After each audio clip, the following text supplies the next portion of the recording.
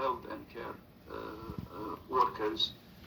Now, of course, the third part that needs to be considered is supporting the health workers that are serving now by providing the incentives that they need and deserve. So we shouldn't also forget about those health workers who are working and giving them the necessary incentives. So thank you so much, but if there is more detail needed, we can also provide more information. Fadila? And just one addition, Dr. Tedros, during the World Health Assembly with Karl Lauterbach, the Minister of Health in Germany, and working with the Gates Foundation, launched the Health Emergency Corps, which is an initiative to bring together rapid response and surge mechanisms around the world to enhance the capacity of national systems to react to local events, regional and global systems to react to national events by providing standardized, rapidly deployable surge capacity in the areas of investigation, containment, clinical care, logistics, and other areas.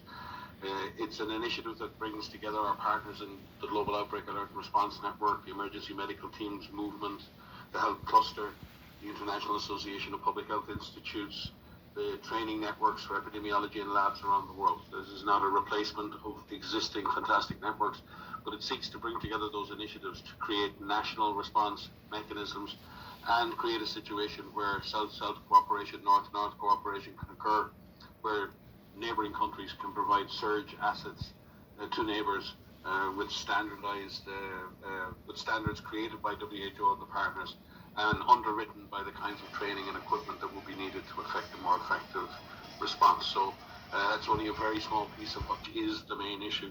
But on this particular area, I believe we are poised to make a big step forward in generating the kind of reliable, rapid, and competent response mechanisms that will allow the best of the best to respond at local, national, and at global levels in the future. Thank you.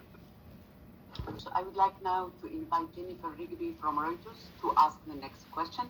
Jen, you have the floor. Hello, thank you for taking my question. It's about contaminated cough syrups. We had a story yesterday that Gambia was requiring checks on all pharmaceutical products from India before they're shipped.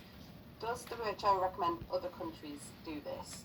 And then also, what is WHO's advice for parents who want to give cough syrups to their children at the moment? Thank you, Jen. Dr. Rogerio? I'll try to address from the regulatory perspective part of the question. So in terms of the quality control and the norms to be implemented to import the medicines, as we know, this is part of the national regulatory standards that are established by the national regulatory authorities. So any measure taken by a sovereign country in that respect is a legitimate and sovereign decision. There are some regional agreements that waive that control in terms of bringing reliance mechanisms in several parts of the world. The second part about the recommendation of use of the syrups, again, this is a national norm in terms of the national health systems.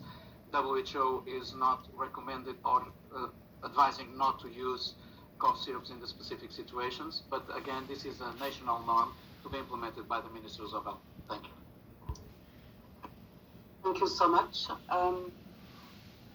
We have a reporter, Kerry Codigan. Kerry, can you hear me? And please take the floor and ask your question. There was a suggestion in